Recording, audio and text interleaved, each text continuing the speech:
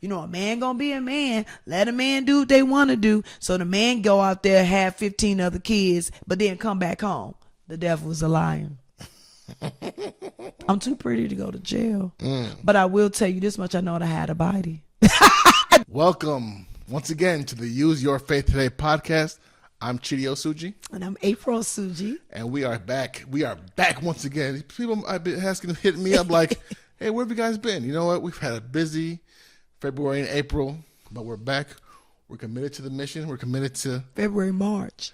What did I say? February, April. February, March. See, that's how busy we've been. Losing track of time. But praise God, we're back. Yeah.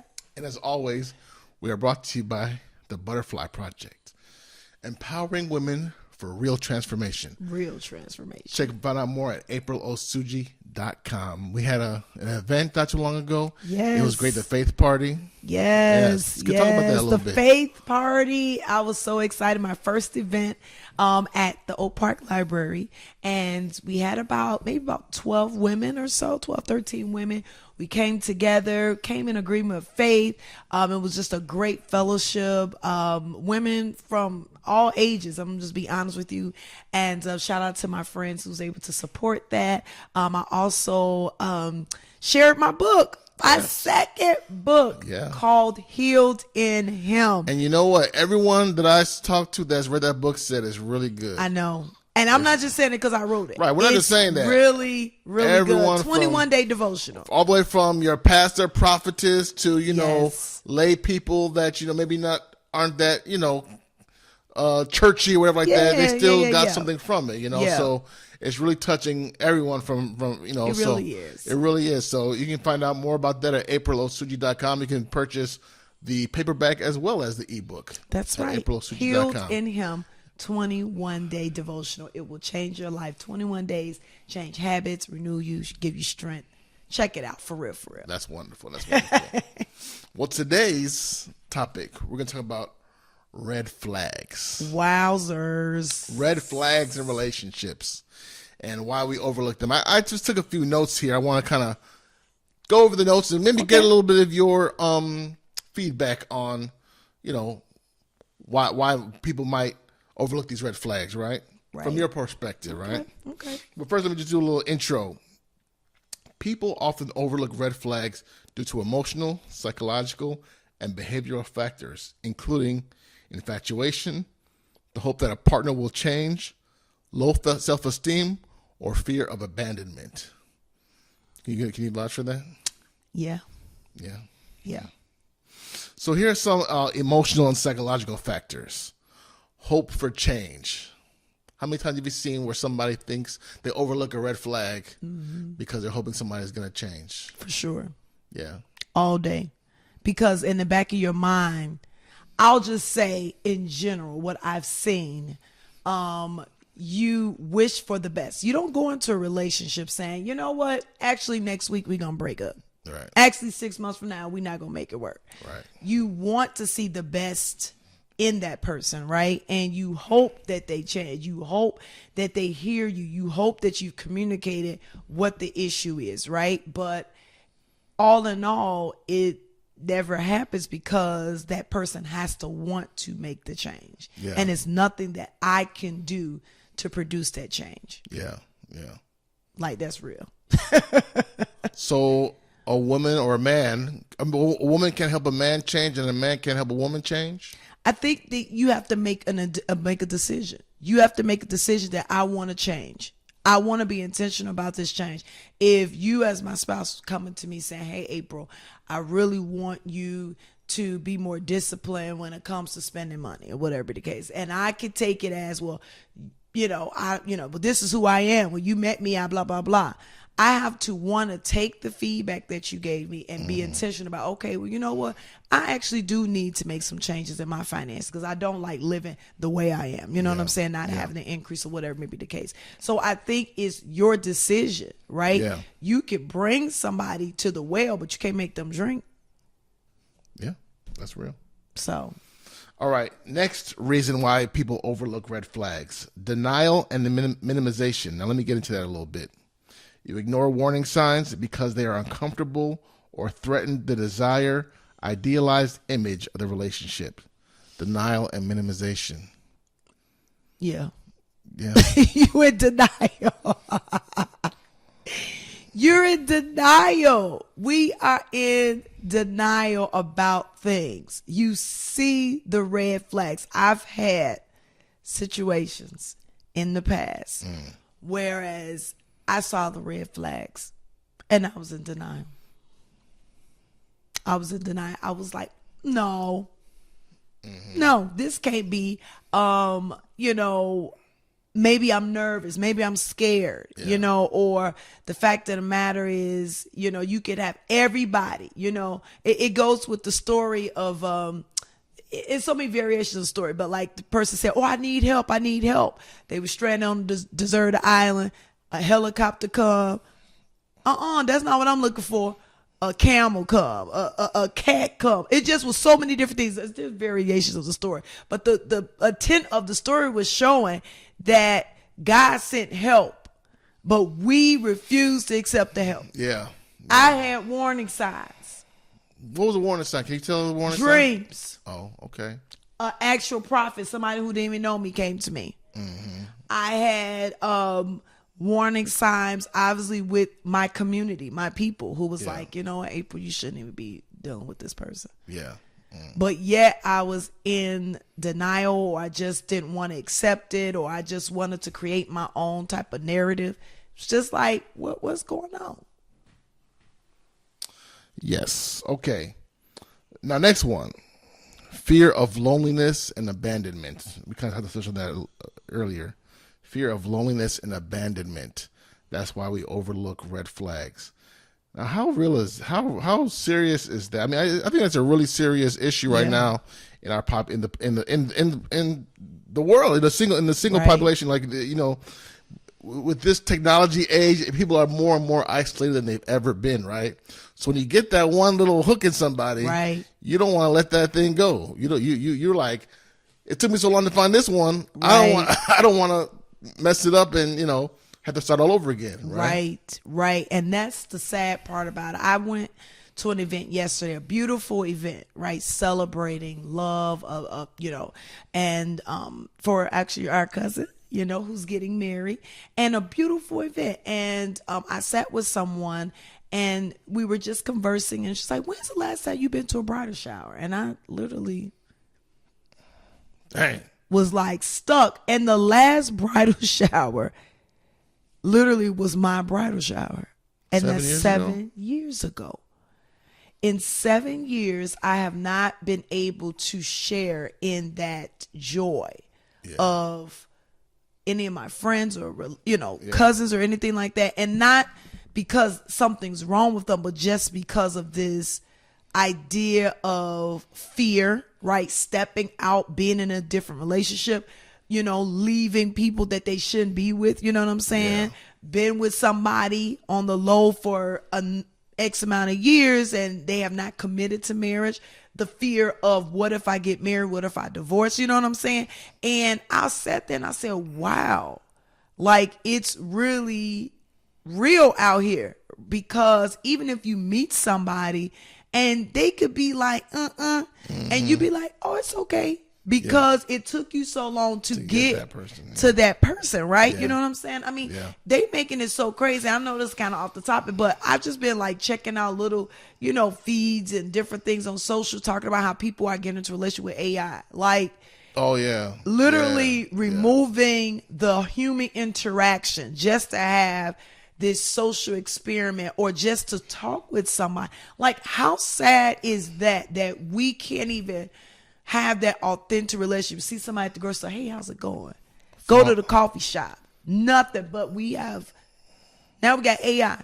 Falling in love with a bot. That's ridiculous. Falling in love with a bot.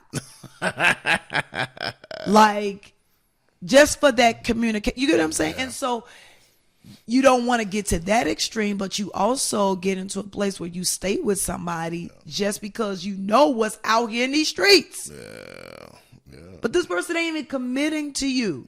And, if you are the person that don't want to get married, that's That's your business, right? That's your business. It is a beautiful experience. I think that, developing and growing with somebody is wonderful. And that's what we're doing in our coming up 7 years. Right. But to be with somebody for so many years, that's even fear. That is even fear. Being with somebody for so many years and not even thinking that it's okay. Yeah, it's crazy.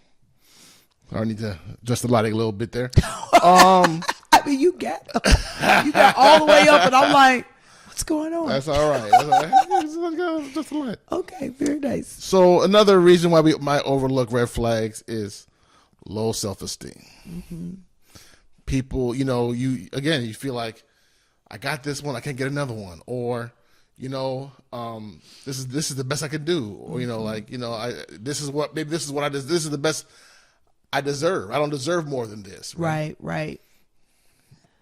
Any thoughts on that one? I thought you so like looking at you. You was like going. I'm like yeah, self-esteem. I mean, of course, it all falls with anybody. I mean, you think about you as a male, right? Before I was found, before you found, you could be going back and forth of what does it take to be with somebody who is amazing. That is your partner. That is your purpose partner, right? It's not even just about like good looks, but who's aligned in your purpose, right? And so, you deal with going back and forth, especially when you get to a certain age. My biggest thing, I've said it before, is am I good enough for? Is somebody going to want me after this age? And somebody who's loud, somebody who's a preacher, somebody, and you second guessing who you are until you get confident. And I don't say that lightly. Yeah. Being confident in who you are and what you bring to the table. Yeah, this confident thing, it's not just lip service, like being confident. Right. It's not just lip service. It's like you really need to have that. You really need to be in there, because there are things, right, because of your confidence, who you are, that you won't put up and you won't take when it comes to me. Not at all. And that now conditions me to know what my limits are, right? Because we heard it said before, men will do what women allow them to do. Come on, let's talk about that. Okay. Men will do what women allow. Yes. Give me an example. Because it's so many. Yeah? It's so many examples. Wow. One example. Why would I buy the pig when I could get the bacon for free? Yeah, that's true. That's true. Why would I even? I mean, it's so many. Bacon, there's no incentive for me to really commit and do anything. It's not. And I'm trying to think of something like an example in our marriage. Well, like first, I might have a female friend. Oh, do you? I might have a female friend from back in the day, and you've made it very clear that you're not interested in me visiting with that friend. It's redefined. And people could do what they want to do. It's called redefining relationships. Yes. If you're visiting a friend, I'm coming. Yeah, sure. It ain't no like, oh, I'm going to go visit my homegirl. I'm coming. There was a time when I was headed to Nigeria, and a female friend, asked me to bring something along with me. I think some shoes to Nigeria, or let me bring some shoes back from Nigeria. And we were married, and you said, no, you ain't bringing those shoes back. You're bringing the shoes back. It's like me going to, I don't know, someplace, and I have a male friend. He's like, oh, could you go pick me up some Jordans because they such and such, and I'll go get them Jordans. Yeah. It's just the redefining of relationships. See, I would say culturally, people go back to Nigeria and bring them back all the time. But right? we a culture. Yeah. It's a marriage culture. There you go. See, we're a kingdom culture. Yeah. I do what she allows me I'm to just do. saying, it's a kingdom culture. You know what I'm saying? I can't speak for nobody who just like, well, that's what it is. I get it. You can do what you want. I'm talking about a kingdom culture. People that say, right? People who want to do what the Bible say. Yeah. Now, don't get me to preach on that, but I could preach on that, right? What the Bible is redefined, right? If you're going to go see, quote unquote, a homegirl or whatever the case, I'm coming to this event. Like, why would I be at home? Right. Or you would not allow me, and I don't even want to say allow because I know people tricky with those words, but you would not want me to go visit a guy friend. I don't have guy yourself. friends Right. who just are just cool. And I don't say that to be funny. Right. I have never had that. And I don't I say never, that to be, I'm just I never being had to worry honest. about that. That's true. I never had to worry about like, why you always going over to Dustin's house all the time? Why Right. I never had to deal with that. Right. Luckily for me. And you won't have to, honey. Amen. All right. Amen. All right. Another reason why people overlook red flags. Right. Sunk cost fallacy. Now that means like you're continuing because of the time, energy, or money you've already invested, right? You're like, I have so much sunk cost in there. If I leave now, it's all for nothing. Yeah. So, I just got to keep on forging ahead. Yeah. And that has happened to me. Just staying in something, revisiting people, recycling people, people coming back in your life, opening doors because, man, they know me. They know my ins and out. But here's the danger with that is that as you begin to evolve and begin to become who you are and still becoming who you are, the same person that you entertained maybe 5 years before you got with that person has changed. Mm-hmm. You know what I'm saying? Like, I'm not the same person that you first met. Like, we all are different, whether it's size, whether it's, more knowledge, whatever be the case. So for me to continue to keep something going just based on longevity, and it's really just time that's on a calendar, is really saying that I don't want that person to accept who I am today. And who I am today requires, I want a commitment. Let me ask a question, because there are people who, they feel like they can't begin again, or they've gone so long. It's like, how can I start over again? How do you get to the point where you'd be like, I'm okay to start over again if I need to, right? Like, how do you get to that point? I mean, like, we talked hypothetically, like something ever happened between us, like, or if I went out, stepped out, you would easily, hey, be ready to quit. I mean, you'd be hurt, you'd be crying, and we're like that, Yeah, and vice versa. But you'd be okay, like to begin again, so to speak. How do you get to that point where you're okay if you need to begin again with somebody? I mean, you know what? Like, hypothetically speaking, we don't know, like in our institution of marriage, right? We can always say what we think we'll do. But I will say from my experience, I had got tired of being tired of being in something for so long and not getting the commitment. And I felt that clearly we're not on the same wavelength. And so I got tired of being tired. I literally got to that point and I said, I can't do this anymore. Yeah. And that's when I ended one season, one relationship to redefine who I was. And I can't, like I said, solely, blame it on the other person. I looked at in the mirror and said, you kept this going on for so long. You kept opening up the door. You kept allowing that person to have a seat there. It's like the movie Seat Filler, right? The movie Seat Filler, it's a B movie. Most people out there don't even know what that movie is. Dwayne Martin, and it's Kelly Rowland, and it's called Seat Filler. And I always go back to this when I, make stuff to the youth or something like that. And Dwayne Martin's character will always sit in the seat, holding the seat for someone who couldn't make it, or maybe they went to the bathroom and they wanted to always make sure that the seat was filled. And I think that's what we do. We always want to make sure the seat is filled in our life. Yeah. That relationship bubble. Yeah. That companion bubble. Making sure it's filled. Yeah. And that's the problem. Because some people are not designed to sit at that seat. It's okay in your life sometimes to have an empty seat. It's okay. Yeah. It's okay that I decide to have a table for one today. It's a table for one. Yeah. Right? I'm so used to always having somebody across from me. It's okay for certain seasons in your life when you are trying to begin again to have a table for one. No, you ain't sitting in this seat today. I've entertained you too long. Yeah. And you know what happens when you sit in the seats too long? Especially some of these seats? Get little dents and stuff like that. It ain't even the same no more. You know what I'm saying? Yeah. And it's like you could dress up that seat all day long, but that seat is not meant for you if you're not going to do nothing with it. Yeah. You're not going to sit and let's be committed and connected. So seat filler, I know, is like a C movie. You gotta look it up. It's mid 2000s, early 2000s. Yeah, it's like it's a B movie. Probably on Tubi or something like that. I don't know. But anyway, that's just an analogy about the seat. Sometimes people can't sit in that seat. Yeah. Sometimes you got to be at the table for one, and it's okay. You got to stop opening up that door. Man, so and so came around again, girl. Yeah. Because you keep opening up that door. Yeah. And you got to make up in your mind that I'm not going to be a revolving door. Okay. Period.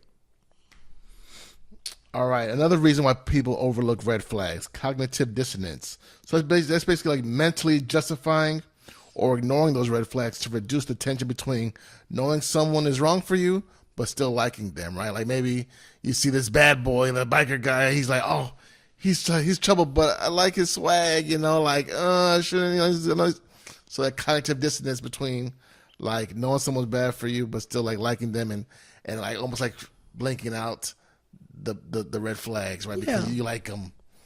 You like them. I remember going to North Park and Christian school, and there was a lot of missionary dating.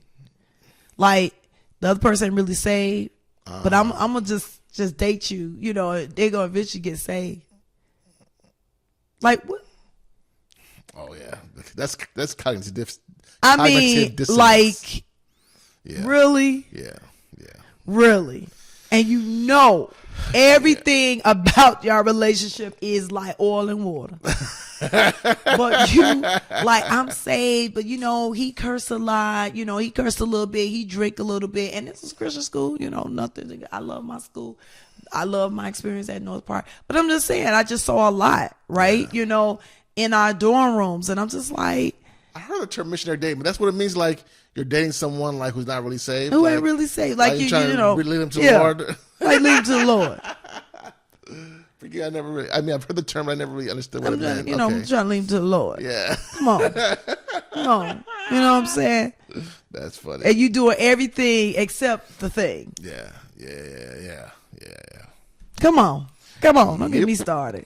So at the end of the day, you could be with somebody and you shouldn't be with them. Yeah. Right? And it could be, even besides that being all funny about it, but just, you're somebody who's committed to serving in the church, right? And then you get with somebody who's like, man, I don't do all that. I don't do all that serving. Please go sit down somewhere. Somebody who, you're committed to your family, and they like, I don't even honor mother and father. Like, you out there for real, and they don't have to say it. That's the way they act. Yeah. But you honor parents. You honor, whatever. But I don't listen to nobody. I got my own. Okay, go on. Lose my number. Okay, another reason why people ignore. This is a whole list. Yeah, I got a couple more. Red flags. Familiarity and normalization. Right. Meaning, so you're recreating functional dynamics from past relationships or your childhood, making toxicity feel normal.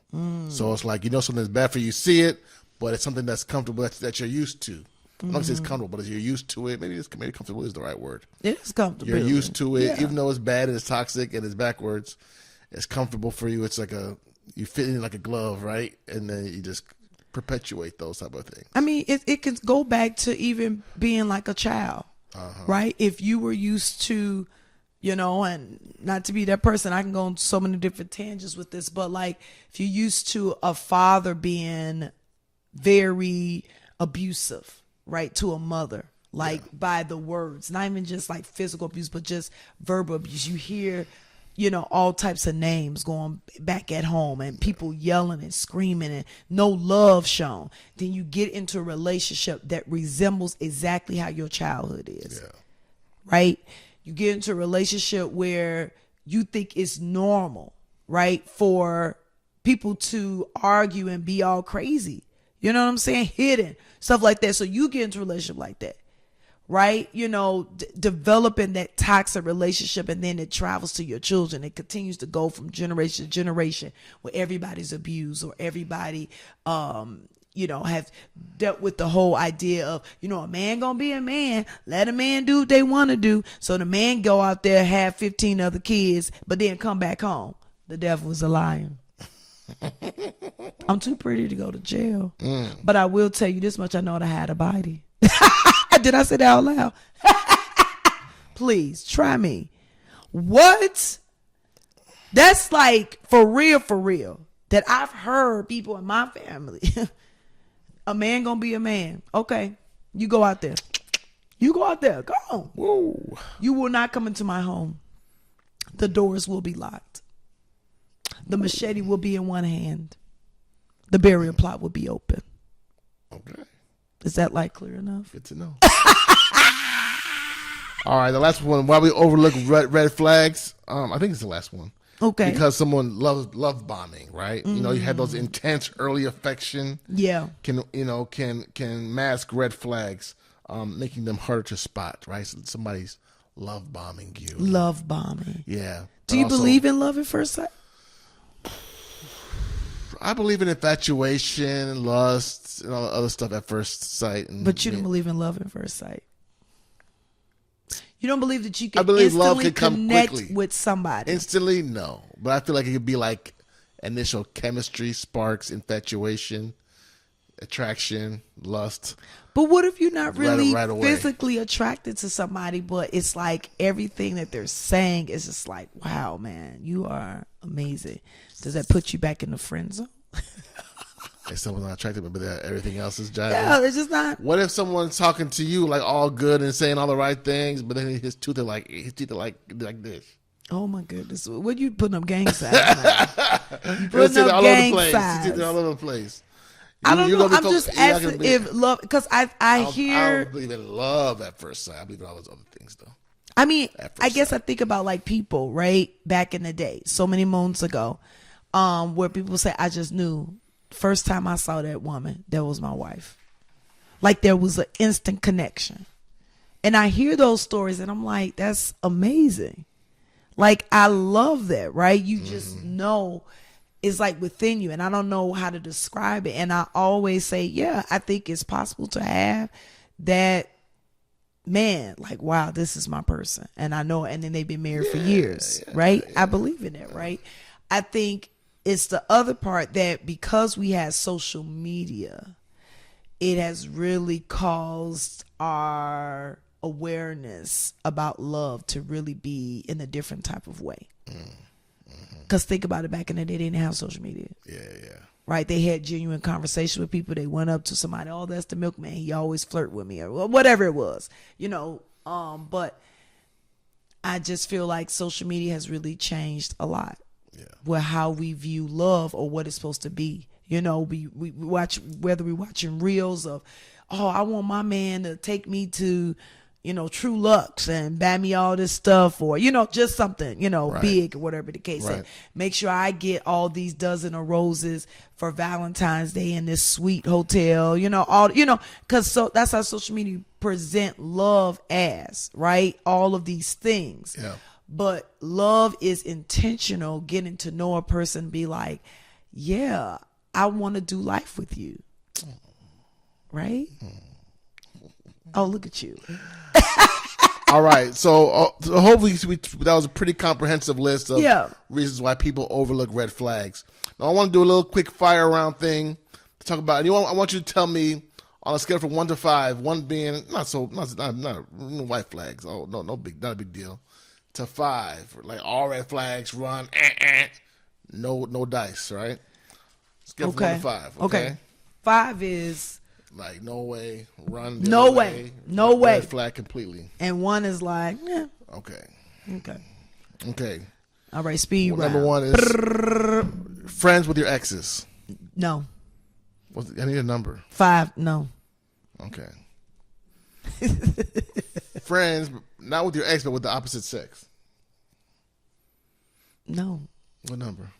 I need a number. You need a number. I need a number. Like, I mean, because my thing is, okay, I have church friends, right? Mm-hmm. So yeah, we're friendly. You know, church friends. Hey, hee hee ho ho. Mm-hmm. So yeah, I guess I can have friends with the opposite if they're like, you know, people that my husband and I have agreed that they're somebody to be called friendly. Looks like a 3 or 4 then.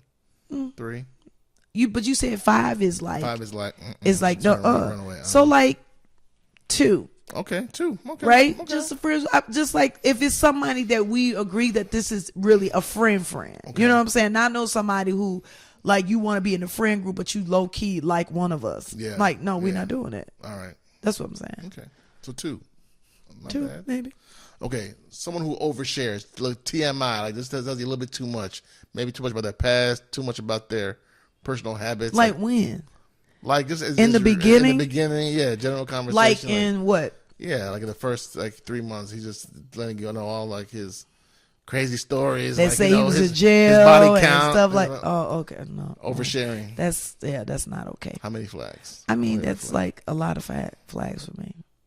Like 5 flags. 5 flags. He Like overshares. if you oversharing in like a short amount of time, but like. And what is prompting is like, is this like something He we just like? wants I like you, and I want you to know all about me. I don't know. Cause if you especially you get body counts, oh yeah, I had about 25 women, and then it's like, do you believe that, or you just trying to be funny, or now I need to look at my safety? You know what I'm saying? Like, what are you trying to do? Yeah, don't do that. Okay, so how about someone who's jealous? No, why we mean like why? Jealousy is that a red flag? Is that like he's jealous, and it turns into rage? Just jealousy before. So is he jealous because I'm talking to another man? He's jealous because I got a better career. He's jealous because I know how to preach. He's jealous, like all those things. Jealous of things that who I am. Yes, a red flag. Of course. Flag. Okay, but what Number if he's jealous 5. because he's maybe you're at a party and you're talking to a guy a little bit too long, and he doesn't rise up, but he grabs you to your arm and be like, hey, you with me tonight. You're not with Albert over there. But that just depends on the type of woman that person is. I would not do that, especially if I'm dating somebody. Why would I be talking to Albert for a certain amount of time when I know my guy David is sitting right there? Okay. I'm just saying, some people might say a little bit of jealousy is good. I know. That means that they like you. That means that they want to cuff you. There's no competition in a relationship. We should be on the same page. All right. If you say so, I some know. some people might want a little bit of jealousy. Some people want to be a little jealous, but it's like, but why? Like, you're jealous because I'm having a conversation with somebody.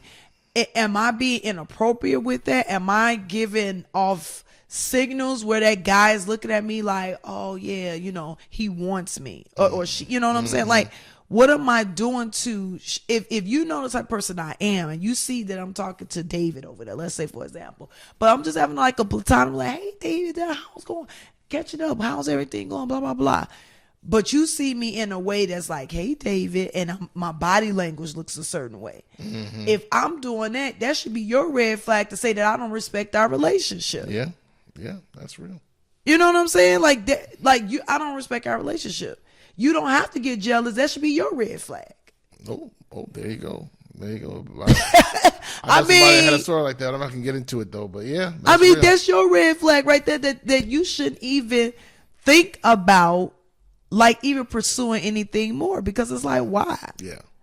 This is supposed to be a lightning round a little bit, so we're all right. expanding a little bit. But you, okay. Well, give me a couple sentences. Give me a couple sentences. All right. Okay. Fine. Going on solo trips while in relationships. Going on solo trips while in relationships. Like not for business. Marry or solo. Married or dating. Like seriously dating and you go on a solo trip. Like I'm going on a solo trip.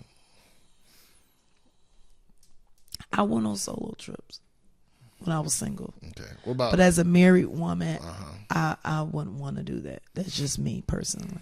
Okay. So that's 4, 5. That's what I'm saying.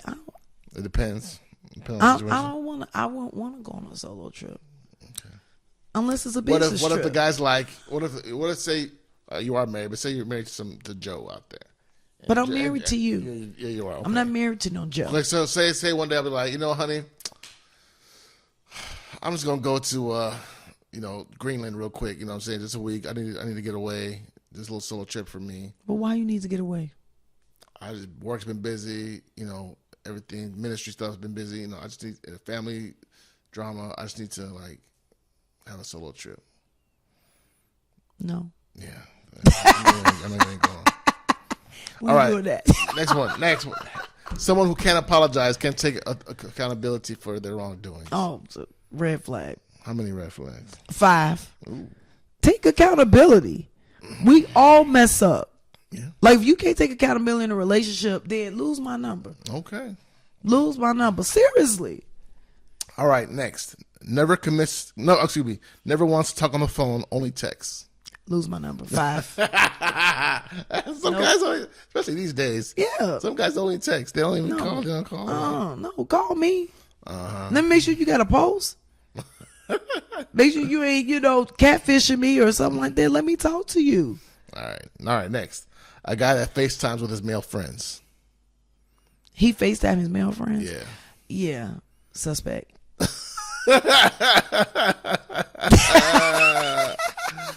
Really? Guys don't do that. Guys don't do that. All right, that would be suspect though if he did. I mean, that's just kind of Hey, what's up, man? How you doing? Like, all the time, like, every time he's FaceTiming his friends, his right? boys. I don't know.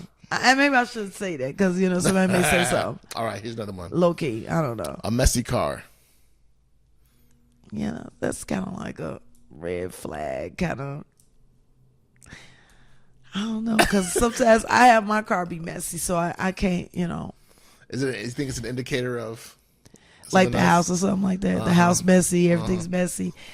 I don't know because of who I am, especially when I had my summer rose car, and I used to always pick up the kids, like for youth ministry and stuff like that, and they be eating in my car and stuff like that, and they leave wrappers and stuff like that, and then I be going on my way, and I don't even think about it twice. So before you know it, it becomes like the messy car.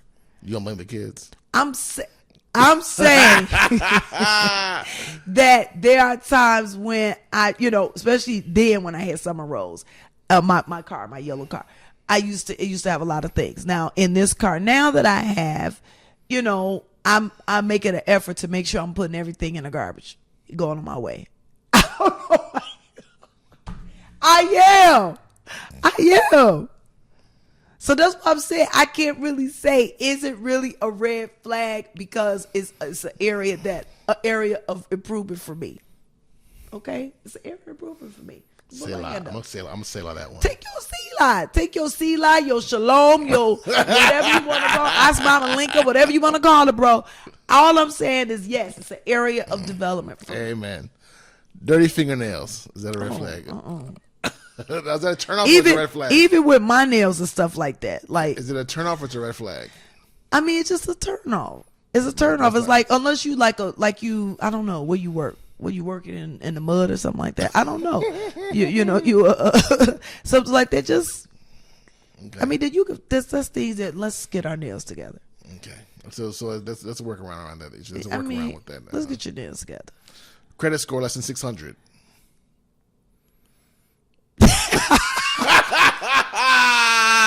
We're like,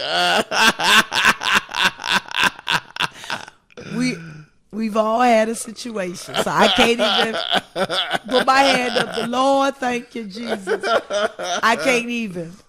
So anyway. I think it. Yeah, man. That's something we can work together and do it. Because we've all one, unless you really discipline. So I don't want to say all, but one time or the other, we've all had to have a learning lesson financially, right?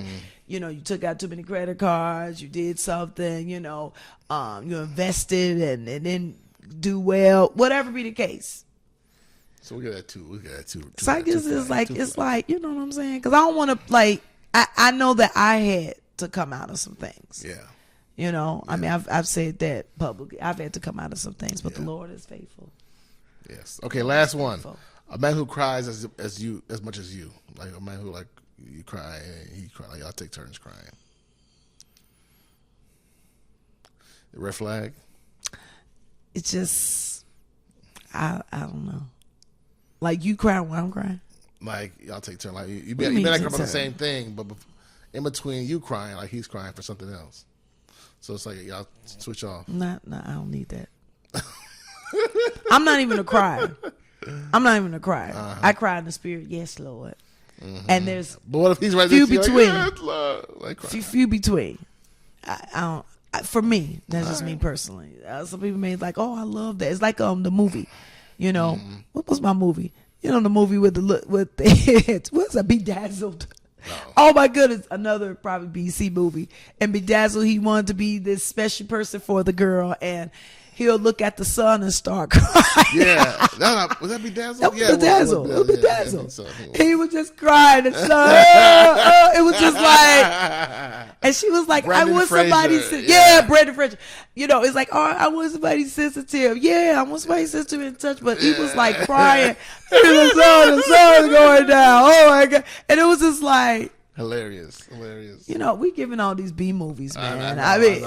I don't want to say it like that. Brenda Fraser's a good actress, but Actor. I should Seafeller say. was a straight to DVD movie. Seafeller was straight to Bedazzled DVD. was in the Bedazzled, was it in the theaters? Yeah, sure.